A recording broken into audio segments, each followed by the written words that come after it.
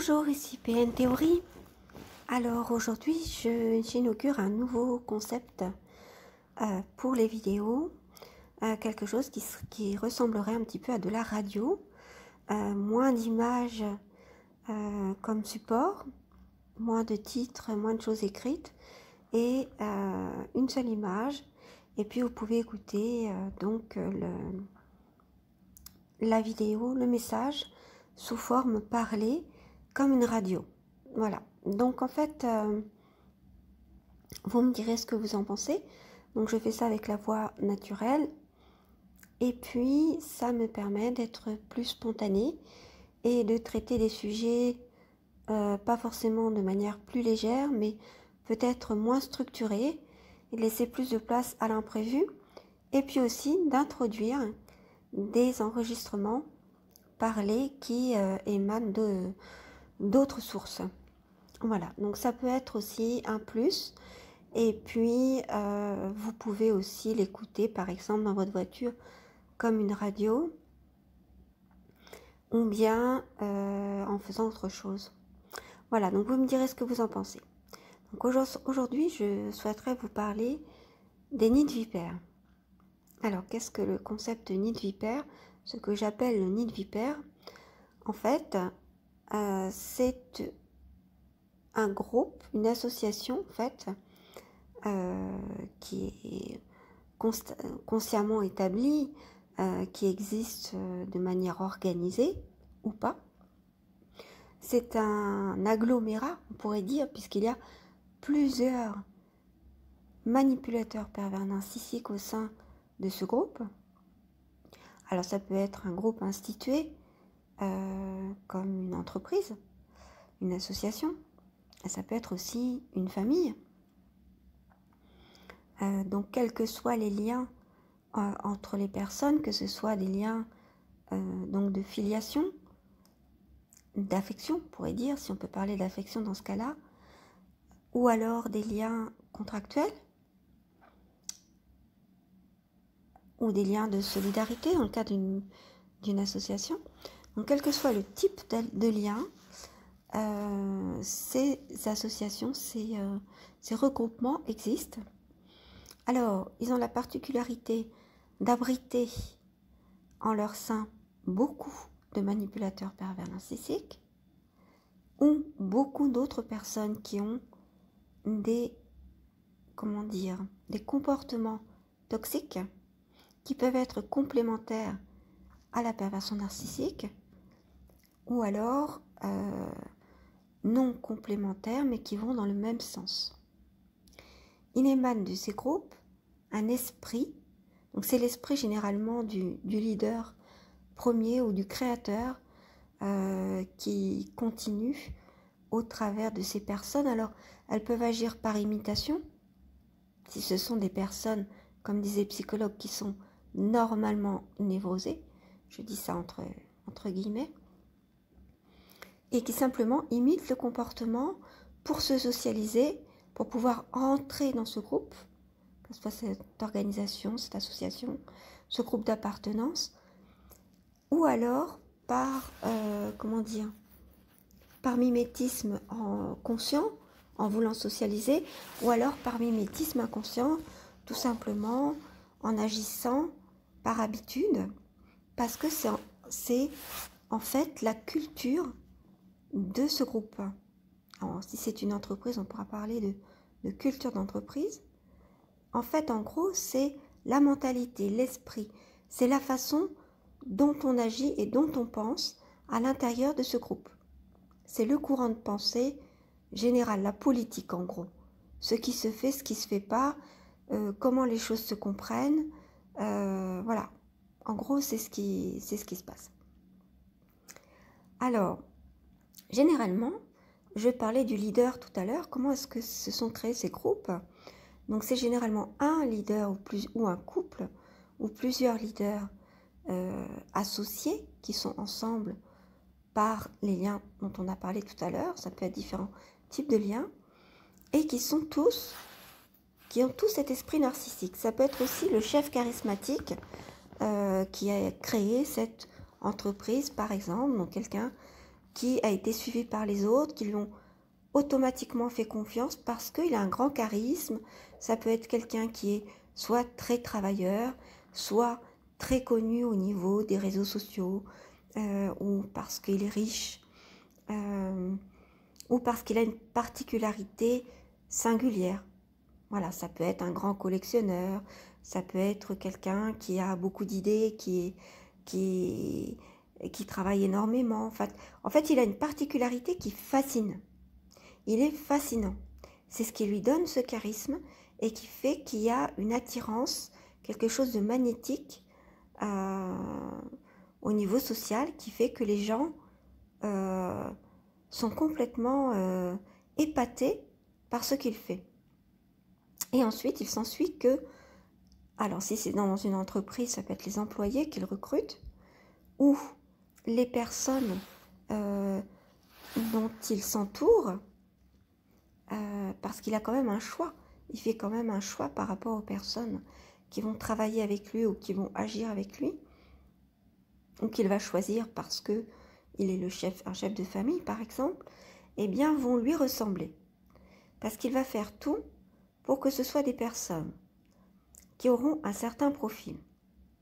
Alors justement c'est bien parce que je vais pouvoir peut-être parler à ce moment-là de ce dont ce qui aurait fait l'objet d'une prochaine vidéo, ce qui le fera sûrement aussi, de manière plus structurée cette fois, de parler des différents profils, justement, dans ces lieux, ces hauts lieux toxiques que sont ces nids de vipères, ce que j'appelle les nids de vipères, parce qu'il y a plusieurs profils qui viennent après celui du pervers narcissique originel, si on peut dire.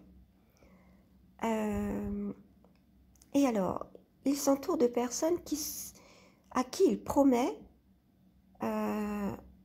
implicitement ou explicitement une place honorable, en tout cas qu'ils attendent. Il ne leur promet pas forcément la place suprême ou la fonction suprême, mais ce qu'ils attendent.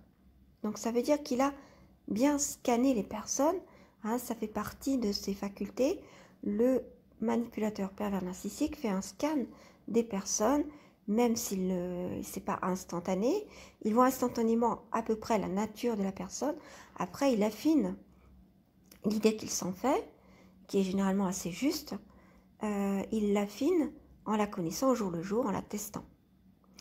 Alors, il y a 3 profils qui vont émaner de là. C'est l'élu, c'est-à-dire la personne à qui il va faire croire qu'elle va être l'élu, qu'elle va soit lui succéder, soit être son épouse, soit son bras droit si on est dans une entreprise, soit avoir maintes responsabilités ou les rênes d'un poste à responsabilité ou une place spéciale en étant par exemple le fils ou la fille adoptif, des choses comme ça.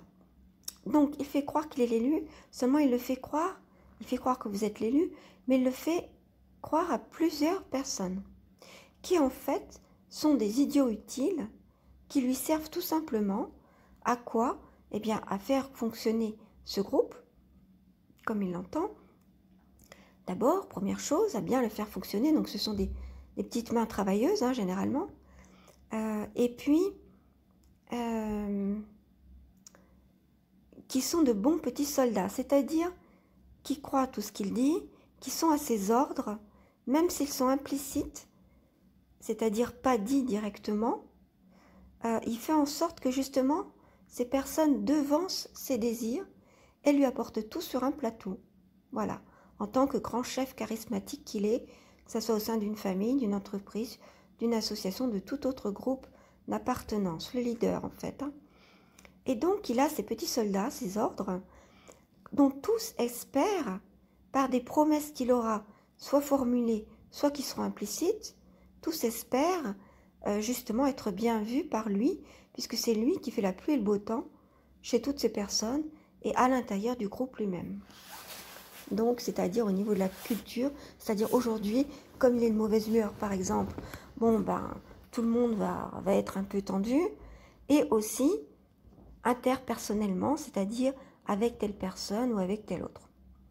Et si vous voulez, il y a l'aspect social, ou justement au niveau de la culture du groupe, où les personnes vont justement se dire, bon, bah, c'est un bon jour, il est de bonne humeur, etc. Et puis il y a aussi au niveau interpersonnel, où il y a des personnes qui justement seront bien vues ce jour-là, et puis d'autres personnes qui sont écrasées et humiliées, et les bons petits soldats qui seront bien vus se diront, ouf, c'est pas tombé sur moi ce jour-là. Mais en même temps, ça lui permet de conserver une certaine assise et de garder tous ces petits soldats soumis en écrasant certains, et puis aux yeux des autres, afin qu'ils sachent que ben, voilà ce qui peut t'arriver en fait si tu n'écoutes pas ce que je dis, si tu fais pas comme j'ai décidé. Donc ça lui permet de conserver une terreur en fait, hein. C'est un peu comme un système mafieux, c'est ça les nids de vipères, hein. C'est-à-dire qu'on conservait des gens autour de lui qui lui sont soumis à ses ordres, à qui il peut faire des choses comme un enfant capricieux, mais comme il a cette aura, cette grande capacité à quelque chose, donc un talent dans quelque chose, eh bien on lui pardonne tout. Et toutes ces petites personnes sont à ses ordres, un peu comme une noblesse par son roi, à côté de son roi ou de sa reine. C'est tout à fait ça. Et puis alors parmi les petits soldats, à tous il fait croire qu'ils seront l'élu. C'est-à-dire qu'ils auront la place après lui, ou la meilleure place. C'est-à-dire qu'ils seront privilégiés par rapport aux autres petits soldats. Seulement, il le fait croire à tout le monde, ou à une grosse partie. Et en leur disant bien, bah, tout dépend de vous. Si vous allez dans mon sens, alors ça peut être clairement dit, carrément, par exemple dans une entreprise, bon, bah, si vous votez tel syndicat, si vous n'approchez pas telle personne, qui est par exemple le bouc émissaire, en gros, mais là, ça n'est pas dit. Et puis, si vous faites bien tout ce qu'on vous dit, ou si on s'entend bien, eh bien, vous obtiendrez ce que vous voudrez. Alors, soit c'est explicitement dit, soit ça n'est pas dit explicitement, mais c'est par le comportement qu'effectivement, c'est comme si ce message était délivré. Il y a donc les petits soldats. Et puis, on a vu aussi émerger l'autre figure qui est la figure du bouc émissaire au niveau social. Alors, qu'est-ce que c'est que cette figure du bouc émissaire? Eh bien, c'est la personne qui va être rejetée par le groupe parce que lui la rejette. Alors, il peut donner des raisons explicites et réelles, des choses qui se sont réellement passées, parce que cette personne lui aurait fait du tort, mais ça peut être tout simplement parce que la personne n'est pas d'accord avec lui ou avec elle, et il peut avoir brodé là-dessus. Donc en fait, il y a beaucoup de mensonges autour du bouc émissaire. Et comme il empêche le bouc émissaire de parler, et qu'il a tout verrouillé autour de ce ou cette bouc émissaire, puisque personne ne peut lui parler, puisqu'il a dit clairement que cette personne, c'était un peu comme la peste, voire qu'il l'accuse de manipulation perverse. Donc en retournant la situation, ce ne serait pas lui qui serait manipulateur pervers narcissique ou elle, mais ce serait le ou la bouc émissaire. Alors très souvent, c'est ce qui se passe. La bouc émissaire ne peut pas se défendre parce qu'elle peut parler à personne. Elle sait qu'elle est rejetée, ou alors elle peut parler, mais uniquement tout ce qu'elle dit est dénigré, parce que ça fait tache d'huile toutes les personnes croyant le manipulateur pervers, ou ayant intérêt à le croire pour être bien socialisé et bien vu dans cette entreprise, ce groupe, cette association, ou cette famille. Eh bien, on est tous obligés de suivre et de faire croire qu'on n'aime pas cette personne, ou cette personne, ou ce groupe de personnes qui sera devenu bouc émissaire. Alors généralement, le bouc émissaire, il est du début à la fin, et après, il y a une fabrication d'autres boucs émissaires qui sont en fait, au niveau de l'évolution, des petits soldats, d'anciens petits soldats, qui finalement ont vu dans le jeu du pervers narcissique, se retournent contre lui et lui donnent tort devant tout le monde, l'humilient, ou arrivent à se tirer des balles dans le pied, parce que justement ce sera des personnes qui souvent auront été humiliés, etc. Puisque je vous ai bien dit que justement, parmi les petits soldats, un jour il en humilie un autre jour c'est un autre, pour continuer à faire semer la terreur.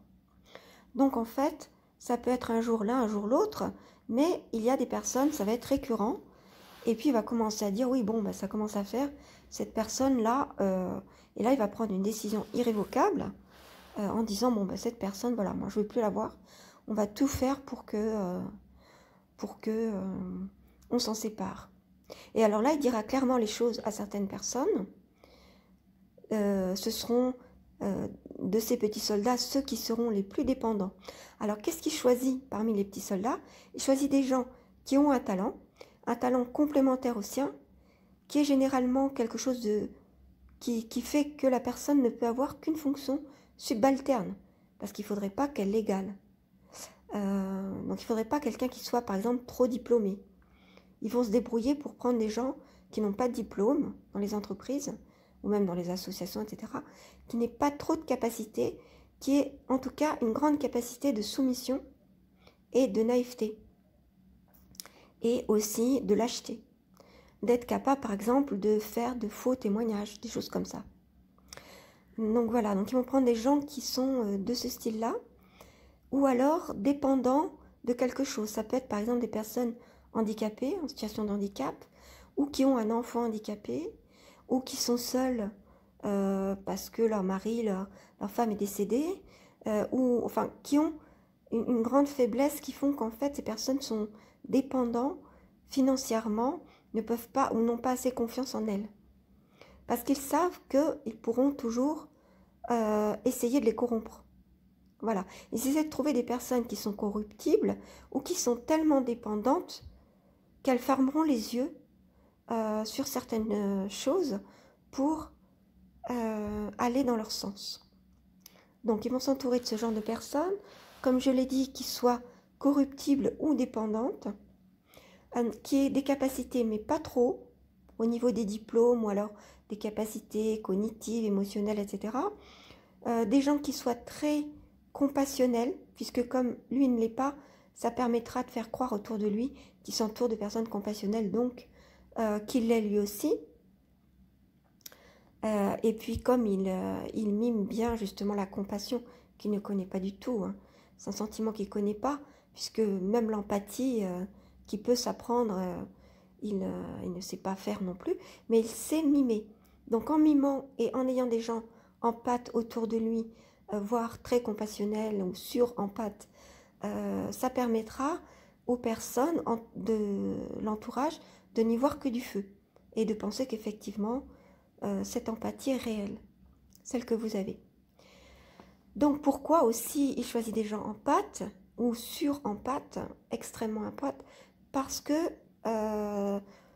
lorsqu'il va faire croire justement qu'il a tel et tel souci, les gens pourront le prendre en pitié. Et c'est ce qu'il fera quand il risquera d'être découvert. Donc c'est à peu près le genre de profil qu'il prend autour de lui.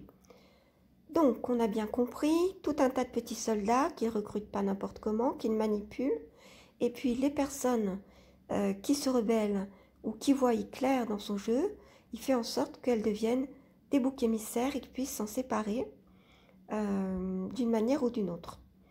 Le mieux est de faire croire à la faute, ou alors de ne pas dire clairement pourquoi il est mécontent d'eux. Il dira, mais tu le sais bien, pourquoi? J'ai pas besoin de te le dire, tu le sais parfaitement. Et ça peut être rien du tout, en fait. Il peut ne s'être rien passé, mais la personne va simplement se rendre compte que vous êtes devenu, ou que cette personne qui va être une bouc émissaire, voire un ennemi, considéré comme un ennemi du groupe, puisque ce sera son ennemi, parce que justement il a remarqué certaines choses, peut-être qu'il s'était trompé dans le profil, que finalement ça peut être quelqu'un qui peut le surpasser, lui faire du tort, voilà, ce genre de choses. Ou alors qui en demande trop, qui pourrait trop se défendre, ou qui voit clair dans son jeu. Et donc il va inventer quelque chose que vous, si vous êtes bouc émissaire, ou si vous êtes devenu ennemi notable, vous auriez fait. Mais en fait, il peut s'agir de rien du tout. Vous n'avez rien fait, mais lorsque vous chercherez et vous fatiguerez, vous épuisez à en chercher la raison, bah lui justement il s'amusera, il se frottera les mains parce qu'il veut que vous vous épuisez. Il va essayer de vous avoir à l'usure et à l'incompréhension, que vous vous confondiez en excuses, en culpabilisation. Voilà, en fait, en gros.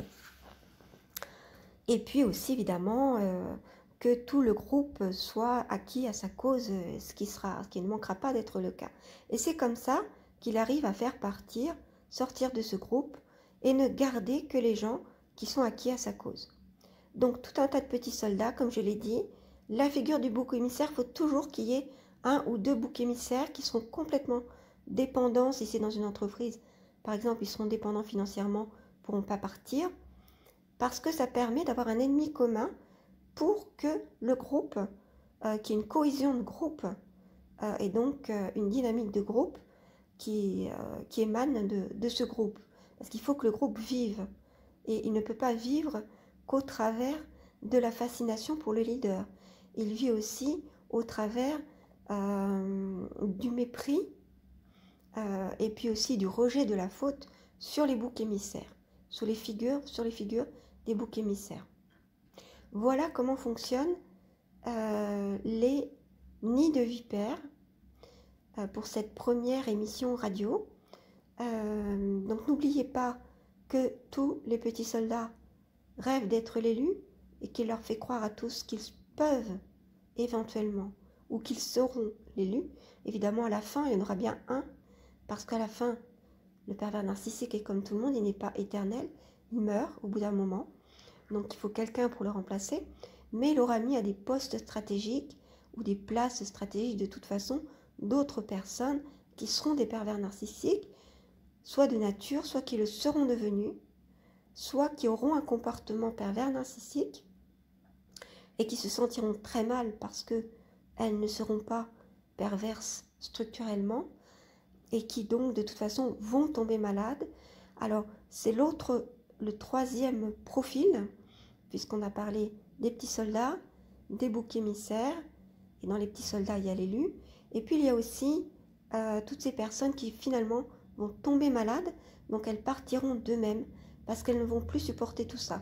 Soit elles vont se détruire physiquement sans s'en rendre compte, soit elles vont se suicider, soit elles vont tomber malades de maladies psychosomatiques ou de maladies qu'elles se seront créées du fait qu'elles ont été obligées de vivre dans ce groupe qui est extrêmement toxique pour elles, que ce soit au niveau des relations, de relation à relation, donc de personne à personne, et parce que l'intérieur, la mentalité, l'esprit du groupe est vraiment pervers et manipulateur. C'est un nid de vipère constant et qu'elles n'auront pas supporté.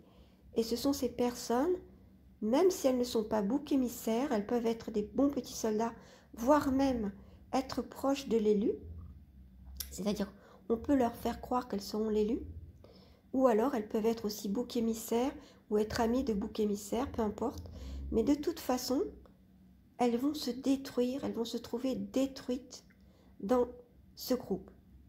Alors, les petits soldats, ceux que ça fonctionne bien, ceux qui sont vraiment aussi pervers ou qui se sentent bien dans ce système de perversion, de manipulation, de cachotterie, de complotisme, ceux qui s'en trouvent parfaitement à l'aise, eh bien, ne tomberont pas malades. Ils vont au contraire s'y sentir bien, s'y épanouir. Ceux en plus qui risquent de devenir l'élu ou qui ont envie de devenir l'élu vont encore plus s'y épanouir. Et il y aura cette volonté de pouvoir derrière, parce que oui, ils choisissent ces personnes aussi en fonction de cette volonté de pouvoir. Ça peut être des gens qui ont très peu de diplômes, mais qui ont cette volonté, qui seraient capables en fait d'écraser les autres pour pouvoir garantir leur place. Voilà, il faut qu'ils prennent des gens qui n'ont pas de scrupules ou qui sont capables d'être pervertis. Voilà. Donc, si vous n'êtes pas quelqu'un qui est capable d'être perverti, ou si vous avez tenté, mais que vous avez essayé de mimer ce comportement, mais que ça ne fait pas partie de vous, que vous tombez malade finalement, eh bien, vous serez dans ce troisième profil que je ne sais pas comment qualifier, parce qu'en fait, on pourrait dire les morts carrément, parce que soit ce sont des morts vivants, ce sont des personnes qui sont devenues des machines, des petits robots qui font ce qu'on leur dit, mais au fond d'eux, ils ont perdu leur âme.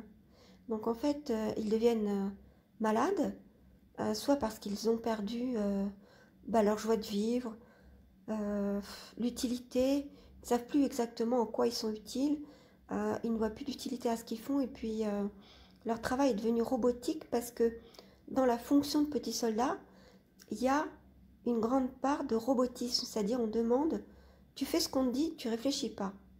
Donc ils ne veulent pas trop de personnes, ou en fait le pervers narcissique qui est à l'origine de ce groupe ne veut pas de personnes qui réfléchissent trop. Parce que s'ils réfléchissent trop et s'ils sont capables